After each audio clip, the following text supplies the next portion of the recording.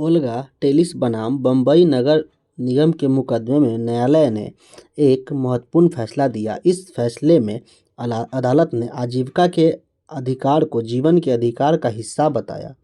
नीचे इस फैसले के कुछ अंश दिए गए हैं। इसे पढ़ने पर पता चलता है कि न्यायाधीशों ने जीवन के अधिकार को आजीविका के आधार से किस तरह जोड़कर देखा। अनुच्छेद 21 द्वारा दिए गए जीवन के अधिकार का दायरा बहुत व्यापक है। जीवन का मतलब केवल जैविक अस्तित्व बनाए रखने से कहीं ज़्यादा होता है।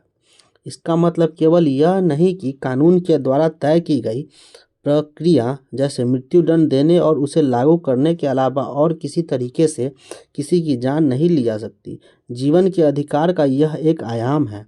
इस अधिकार का इतना ही महत्वपूर्ण पहलू आजीविका का अधिकार भी है, क्योंकि कोई भी व्यक्ति जीने के लिए साधनों यानी आजीविका के बिना जीवित नहीं रह सकता।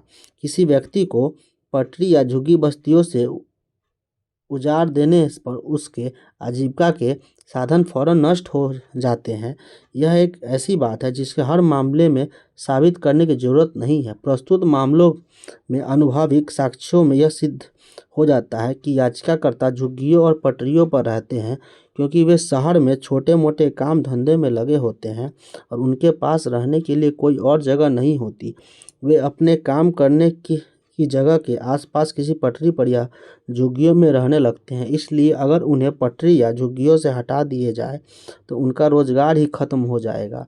इसका निष्कर्ष यह निकलता है कि याचिकाकर्ताओं को उजाड़ने से वे अपनी आजीविका के साथ हाथ धो बैठेंगे और इस प्रकार जीवन से भी वंचित हो जाएंगे।